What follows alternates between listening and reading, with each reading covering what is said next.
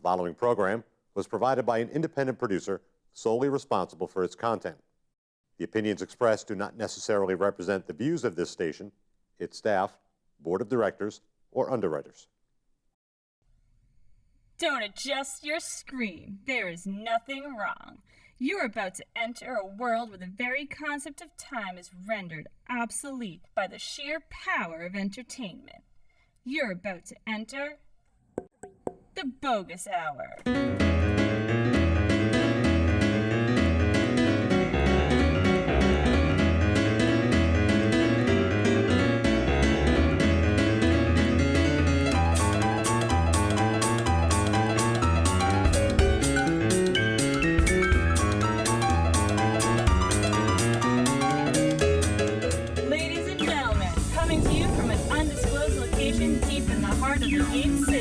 The host of the Boggis Hour, Greg Boggis. Hey everybody, welcome to this episode of the Boggis Hour, where I interview a good friend of mine, a comedian who's been on Gotham Comedy Live. He's got his own CD called Why Is Dad So Angry?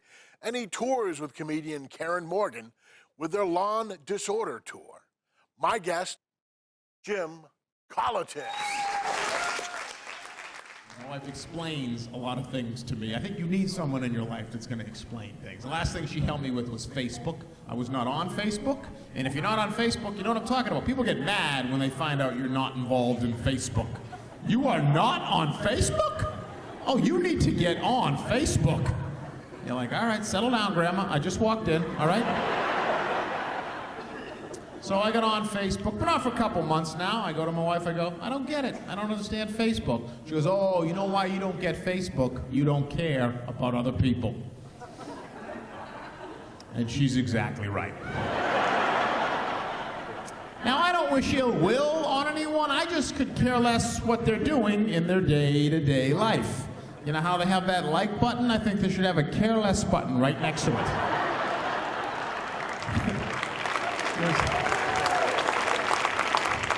Here's a picture of my new dog. Careless girl I went to high school with. We never talked then. Why we talk 25 years later?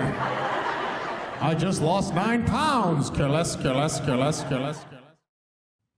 So you just got a glimpse of my guest, Jim Colliton, a longtime friend, comedian. Seen him on Gotham Live. He's got his own album out called recently. Yeah, my second comedy album was released last summer, and the title is Why Is Dad So Angry? So, and you are a dad. I am. That would be awkward if I was not a dad. You know? You're very awkward. Yeah, I have 3 children and a wife at home. So. And that plays largely in your act. Yes. Yeah. A lot about my 3 kids and my wife, and the only one I don't make fun of is my dog because I feel she's my soulmate. You got to have one ally. That's right. Yeah. So let's go back. Let's peel it all the way back. Yeah, it's great to be back. here, man. We've hung out for many, many years. Yeah, we started down at the Vault together, really. Yeah, back in the 90s. Yeah. So flies by. What were you doing before you started doing comedy? I got out of college. Which was? I went to Fitchburg State. Oh, don't want to brag. Which is right up there with Harvard and Yale. And went there, and then I got out and I started working for Converse, the shoe company. Oh, okay. In North Reading, and I was working in a cubicle about the size of this chair, and then that's when I said, there's no way I can do this the rest of my life. And I always wanted to do comedy. Like, I think a lot of, obviously, people who get involved in it want to do, but I had no idea how to. I always thought you had to be in some kind of union, or someone had to invite you in. So I went from working all day, and then I would go hang out at open mic night shows, and it was a long learning curve to figure out how to get on stage, how to network with people, you know what I mean? So, what was the first open mic you did? First open mic I did was at a club, Stitches. Oh, yeah, sure. Yes. So that was in Kenmore Square? Yeah, Kenmore Square. And it didn't go well, but it didn't go all that bad. And the booker was a female. I don't remember her name. And she said, why don't you come back in 2 months? And I said, well, I couldn't believe, like, my first time on stage that the woman actually said, why don't you come back in 2 months? And I went back in 2 months, and I went up to the doors, and it was closed. And I figured, well, there goes my career. The one club I was in with. Right. And then, and this was before, computers. And so I would just look in the Globe, and I saw that the Vault had open mic nights going. So I started heading down there. What year did Stitches close? So That this 93? No, it's probably 94, Yeah. 95, I want to say. Wow. You know what I mean? So, yeah. And no one called to tell me they were closing. It was just I just showed up very nervous and tried the doors, and they were closed. Yeah, comedy booking is fairly thin on the human resources. And dignity and compassion, and a lot of things. Timely checks, Yeah, the whole yeah, gamut. That's right. So you started doing. So yeah, I think that's where we met at the Yeah, Vault, yeah, and then I which think was we on met down Boylston Street at Remington's restaurant. Yeah, which is another great club that closed. Right. And I that didn't know it was closing, so I did not show up. Yeah, that got gobbled up by Emerson. Yeah, Emerson. Yeah, Emerson buying was the- everything. But that was a great small little venue, low ceilings. You go down, even 30 people seemed like a sold-out show. Right. And what was great about that too was that it was this kind of stopping point. There'd be like guys who were headlining Knicks would come in and do a spot. You could double, and that was, we both got into it after the boom, at the 80s when these, the late 80s when these guys were running around doing 8 shows a night, making all kinds of money. Right. So they would always talk about that. And that was the only time you felt like that, because you could book yourself at Knicks and then go over and close out the Vault. Right. And, walk away with $125. But it was almost always a sweet little room because it just wasn't that big. And, Yeah, exactly. 20 people in it felt Yeah, good. it was a lot, and it was fun. So when did you start to kind of find your mojo? When did you start to feel that you were kind of in it to stay? It was like I said, it was a long learning curve. So it was 2-3 years in working and then just heading out. You know what I mean? And then I think it was probably 2 to 3 years in I realized if I was gonna do this, and that was my whole goal, is I want to do it full time. Like I wasn't gonna get into it for a hobby or do it on the weekends. And so that's when 2-3 years in I really started focusing on how to make a living, who I needed to contact, and I would say 2 or 3 years later, I was lucky enough to get a cruise ship agent, and the same year I got a college agent, and then the money really kind of jumped up from there, and it opened some doors and stuff like that. Now, colleges are pretty decent, even if the show sucks. You still Yeah, the money's good. The shows can be awful sometimes. I don't do a lot anymore. Just where my act is, my act is I have a girl that's a junior in high school, so she's going to be in college in 2 years. So I have more to say to the parents of college students than I have to the college students. But it was a good venue to work, and it was a good pluck to have a couple years ago when I was younger. So as you were like before you started comedy, who were some of the comics that you looked up to You know what? My 11-year-old son we were talking the other day, and he said, "Who did you find funny when you were growing up?" Good to know I'm asking the biting questions that any 11-year-old couldn't ask. You guys are right on the same cusp. And I said, and it's weird saying it now, but just Bill Cosby was the funniest guy, and he only knows Bill Cosby as a bad guy. Right. And he goes, didn't he get in trouble? Wasn't he doing things he wasn't supposed to? I go, yeah, he was doing a lot of things, but we didn't know that in the 80s. He was writing books about fatherhood, Right. But yeah, him, I was a huge Letterman fan, and I don't think really anyone in the late night has replaced him yet. Right. You know what I mean? Right. Letterman. Do you remember Letterman on during the daytime? Yes, I do. That's how I first started watching him. And the like, oh, this crazy guy's game great. shows. And remember Chris Elliott was on too? Sure. He always had little parts. He would come out of the stairs. And there was a guy that did the Sniglets there. I'm trying to remember that guy. Like the funny words. Oh yeah, was that Larry Bud Melman? No, I can't remember. He was a comic too. Yeah. But it was the what was it?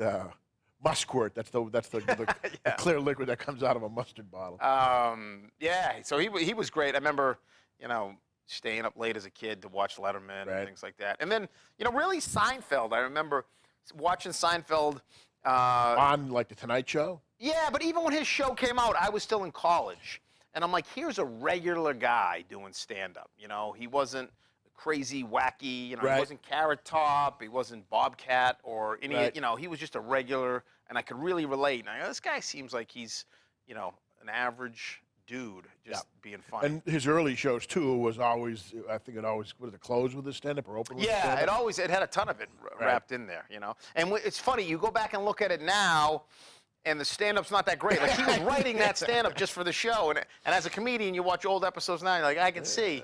That wasn't a polished bit, but yeah, he was great to watch, too. So those are some of the national guys. How about as you started getting into the business, who were some of the local guys that you... I tell you what, Tony V. Yeah, Tony sure. V, I think every guy that's ever done stand-up in Boston is going to say the same name. Tony V. Don Gavin was really helpful, like getting me into clubs. Kevin Knox was another guy who's no longer with us, who was just like, once you get to know them, they realized you were serious about comedy and funny, they would put your name in to get into other clubs, you know what I mean? And Knoxy got me in at the Tropicana in Vegas and Atlantic City, and Tony V has gotten me into clubs all over the place. Sure. And Don Gavin was the one that helped me get the cruise ship agent, so. And it's so funny, all those guys each have their own really unique styles. Like Tony V is just the smoothest, most conversational, easygoing, unstrained guy that you could possibly watch. You just, you could put Tony in any situation too, because I've seen him for so many years. You can put him in a Legion Hall. You can put him in a theater. Right, a temple, whatever. Exactly. Yeah, it's just going to be. And he rises. You're going to sit back and go, "Wow, this guy." Or he brings the people to his occasion. Yeah, everyone goes along with whatever ride he's taking. And then Gavin is just one of those, every 30 seconds he's punching you in the face. Yeah. And Knox was I think sometimes driving in the car with Gavin is sometimes funnier than the shows, you know what I mean? And that's why you can see, like, where Seinfeld's, like, getting coffee with, like, and we've been in cars together, too, and some of the best times I remember in comedy is being in the car, driving to a gig or driving home from a gig. Whether it goes good or it goes bad, it's just the stories, and, And then, like Gavin is as a guy, pretty much is like his act, just like Seibel was. Yeah, Seibel was this manically funny dude. Yeah, just always on, and and very funny, So you started doing colleges, and when did you fall into the cruise industry? About the same time. I bet. Yeah, my oldest is 16, so it was about 16 years ago. You know what I mean? I always had worked, fairly clean, and it was always. Someone just told me earlier, hey, if you can keep trying to work clean, which is harder when you first start, because you're playing these hellholes, and they like it dirty. You know what I mean? And usually everyone else is dirty, so. But stayed with that, and then just got lucky and was able to, Gav sent my tape, the old VHS tape, to an agent, and they liked it, and so they started booking me, and just got very lucky. The first couple went very well, and so once you establish yourself, you know what I mean? So. And so where are some of the best places you've cruised to? I've been all over. Tahiti's probably one of the nicest, and then they do a European run where you get to go to Italy and Spain, and so that's pretty nice. Yeah, that is. And I never got into this to travel. You know what I mean? So it's just weird that I find myself, killing time walking around, Rome. Sure. But started in Saugus and now walking around Rome. The ruins of from the ruins of the Hilltop Steakhouse to the Colosseum. Walk around the ruins of what used to be the Hilltop. So it is fun. I'm very thankful for everything that. And then another guy that I go on the road and work with is Brian Regan. Oh, sure. Yeah, and that's just like he's got a tour bus, and we stay at the nicest hotels, and you go to the nicest restaurants, so that's like a different world. And every summer he does like a New Hampshire sweep at the casino. Yeah, or I was up at the casino and all the other ones, and so it's. And he's another guy, just really, just so. A, he's clean, and B, he's just really funny. And he is so funny that you watch an hour set of his, and you don't even realize that he hasn't. There's been no swears at all, because it's just you're laughing the whole time. So, yeah, Jim Gaffigan's another guy that has been very good to me. You know what I mean? I met him. The old Comedy Connection in Boston. Oh, nice. Yeah, and just couldn't do enough for me. And That's they cool. put in words down to clubs in New York and all around the country, so that always helps, Right. So. I'm still waiting for you to put in words for me, but anyways. I have it all written down right now. One of these days, I'll call him that shit. That's the kind of pull I have. So as your act develops, you're married, you have kids. And I remember very early on, your kids were part of your act. Yeah, I would just talk. Kids are, there's just endless material that comes from kids, I love just sitting around talking with my kids, the questions they ask you, you know what I mean? When they were 2 or 3, even to now when they're 15, 16, you know what I mean? Right. I love it now that, they get embarrassed by things now, which is great. Like, that is just endless fun for me as a comedian. They don't want me to get out of the car when I drop them off or go talk to the parents. I'm like, I'm going in and hanging out. I may even dance at the school dance if I feel like. It is great. Yeah, and then I've been married 20 years too, so there's all kinds of humor in that. And then I don't also, find that as funny, but there is humor in it. And then growing up, you said you're one boy and Yeah, five I grew up in a girls. large Irish Catholic family. I had 5 sisters, no Right. brothers. So yeah, So that gives you an interesting perspective. yeah, that's where all my first material was from. It's just that, you know what I mean? So yeah. What was one of the early jokes? I would say I grew up with 5 sisters, no brothers. Sometimes my house was retaining more water than the Hoover Dam.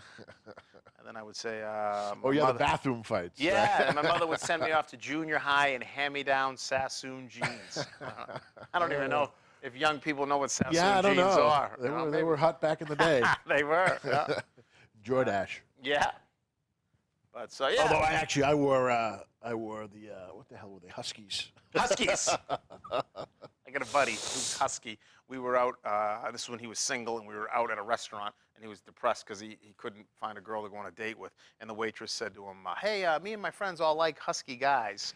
I thought it was very funny. He did not see the humor in being called husky. Husky. Yeah. You can put that in your single profile, husky. Oh, that's funny. So, yeah, it's all good. It's all good. You know what I mean? You have to travel. The travel gets very tiresome. You know what Right. I mean? The airports and the hotels and. Yeah, I know at one point, traveling, there's an allure to it, but then at some point, Yeah. unless you're going to some really cool tourist Yeah. destinations, like, you can only see so many different, what is that, continental breakfasts. Yeah, and, yeah. And hot even like when tubs I go and- to the Caribbean, everyone says, "Oh, that must be wonderful." Like, yeah, it's okay. You know what I mean? Like, but just the airports and going through all the lines, and then you got to check in on the boat. You got to get off the boat. So, but like as my buddy says, I'm painting houses, so I don't want to hear you complain. Right, Kevin Knox always used to say, "Hey, you're not digging a ditch." Yeah, that's easy. Me and another entertainer were getting off a ship in Grand Cayman once, and we were complaining because it's very hot. We had to take the boat, a tender boat in, and we were both kind of complaining. We got off. There's a guy in a pirate suit looking for people to take pictures, and he goes, "Hey, we can't complain. This guy's out in 90-degree sun taking a picture dressed as a pirate." Dressed as a pirate. So I guess it's all relative what you're going to complain about. Which always reminds me of Judge Reinhold quitting his job at the fish place in Fast Times at Ridgemont High, and he driving along and throws the food and the pirate hat out the window. Yeah. Bangs on the door. Oh, yeah, That's another movie I'd love my kids to see, but just not right yet. Not quite yet. Not quite right yet. Yeah. Yeah, it was funny. I think to think of all those movies that we used to watch when we were younger, like, oh yeah, there's definitely a lot of them that you're gonna have to wait until a certain age. Even even Back to the Future has got a lot of references, and we showed the kids maybe 3 or 4 years ago. I'm like, whoa, you know what I mean? We're just so much more PC now with everything, and especially the kid, the Libyans. Yeah, yeah, exactly. Even if my kids see someone smoking in a movie, like, whoa, what is this? Right. Yeah, which is you watch old footage of like Congress and hearings, and they're all chained. There's a picture of the first Super Bowl, and the quarterback is sitting on a bench. Smoking a cigarette. We were just talking the other day, my buddy, me and a friend of mine who played high school. We played high school hockey, and one of our coaches used to come in the locker room in between and just smoke cigarettes. As you're sitting there gasping for air, this guy was just smoking it. No one ever thought to say, "Hey, you want to take that outside?" Yeah, I dug up a picture of my high school principal's desk, and he had one of those huge. It was like an electronic ashtray that sucked it. Really? I'm not even making this up. When I was in 7th grade, I got kicked out of music, and the music teacher brought me down to the principal's office, and who was was a friend of the family, was a really good guy. She said, "I don't want him back in music class anymore." So the principal, Mr. Kneen, said to me, he goes, "I tell you what, instead of going to music with your class, I want you to come down. I'm going to give you stuff to do." And I said, "Okay." And the first time I had music, I went down to his office. I sat in his chair, and he gave me $5 and sent me down to the center of town to buy him a box of Marlboros. I tell my kids that, like, there's no way. That's perfect. He called the convenience store to tell him I was coming, and he goes, "Here's $5. The smokes was like $4.25. He goes, 75 cents. Get yourself a candy bar." That would be on Fox News now if that that's happened. hysterical. But, yeah, that's what I would do. I would run errands instead of going to music class. Yeah, my brother has a great story about the high school principal calling him and his friend in to his office and on his office is a urinal. He says, if you find out the guys who did this, if you kick their asses, I won't know. I don't know a thing about it. That's a great trick. Isn't that a classic? And so now we talked about you touring with Karen Morgan. Yeah. A few years ago, another comedian. She's based out of Portland, Maine. Karen Morgan. She's married. She has 3 kids. So she had toured for a couple years with 3 other moms on a show called Mom's Night Out. Right. And that kind of ran its course. So then she called me and she said, "Hey, I'm looking for a dad to write this theater show." And so we worked on it for about 1.5 years. And yeah, now we tour with it. And it's called Lawn and Disorder. Comedy stories from the suburbs, and it's just all about raising kids and carpools and 2-person show. 2-person show, yeah. A little stand-up. We do a game show about being married, and at the end we do a Q&A for any marriage problems you may have. Really? So you're like yeah. You're a counselor. Because who better to take advice from than 2 stand-up comedians? I hope no one's writing things down. That's funny. Yeah, it's very good. We're heading down tomorrow. We head down to North Carolina for about 5 days. We got a whole run booked down there. Oh wow! So, What towns in North Carolina? We fly into Raleigh, and then I have no idea. We got like an hour drive one day. I know we're going to South Carolina, Sumter, South Carolina, I want to say. Oh, okay. That's where the Civil War began. Really? Yes, Oh, Fort okay. Sumter. Oh, okay, yeah. So we're heading down there, and then, you know what? Like anything, I'll look at the theater when I put it in my GPS, and we drive there. And My South Carolina story. One of the few road gigs I did was South Carolina, summer of, I want to say 98 or 99, and I was with Freddie Stone. Oh. And so it was, the heat down there in the summer is unbelievable. Yeah. So we drive, I meet him and Bill Ricca, and we drive to South Carolina. You drove? Really? We did, yeah, just me and him. And I can't remember the Spartanburg. There's a few cities, and it was for a booker named Mad Mark. And we get to South Carolina, and like I said, it was June or July, and it's hot. And I'm in the room, and there's a furious pounding at the door, and it's Freddie. "Greggy, we got to leave for the show early. All my gummy worms have melted." So there's an old thing about the perils of a prop act. Yeah, I was going to say, travel with props. I was opening for Jeff Dunham once, and who's a super nice guy. He does the puppets. And we had another show out in Chicopee, and then we had to head back into the Comedy Connection in Boston. So we get, after I went on, I immediately left and drove from Chicopee back into Boston. I get into the club, and the manager of the club says, "Hey, they don't want to start the show till Jeff Dunham's puppets get here." Well, it took him a while to leave, and so the whole crowd is angry. But the show supposed to start at 9:30, say, and I get on stage like 10:15. Oh. So I figured I had to address it. I said, we had to wait for the puppets to get here. And I got a huge laugh. Jeff was not that happy about that. I guess he does not like them referred to as puppets. Puppets. So I gotta wait for the puppets. You're supposed to refer to them as co-performers. I guess so, yeah. The other acts. Yeah, the other act. The other acts and their boxes were late getting here. That's an old joke about that. As a prize, if you're a prop act, you can arrive in Buffalo, but your act arrives in Tuscaloosa. Oh yeah, you're out of luck. Yeah. So that's what's nice about traveling light as just a straight stand-up.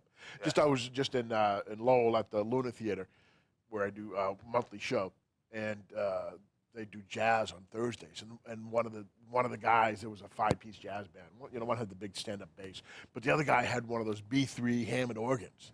And that thing is, it's got to be about 500 pounds. It literally has a dolly attached to it. Yeah, so he rolls it in.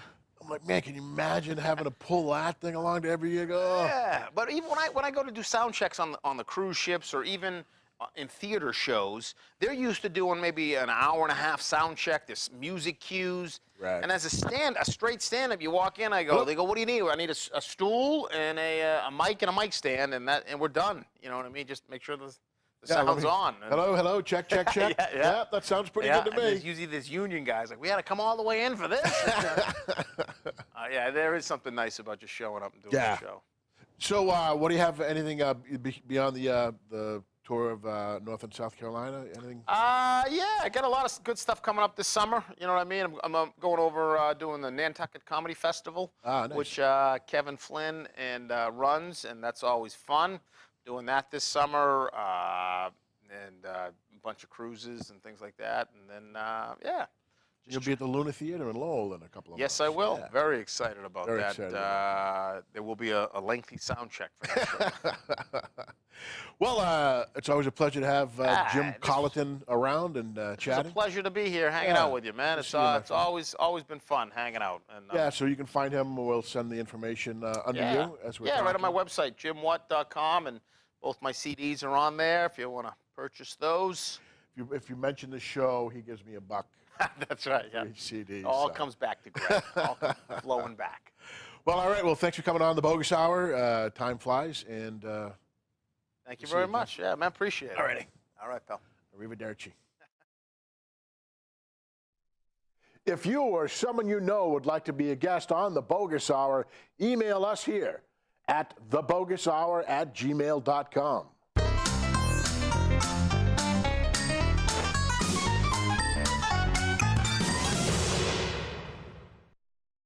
The preceding program was provided by an independent producer solely responsible for its content. The opinions expressed do not necessarily represent the views of this station, its staff, board of directors, or underwriters.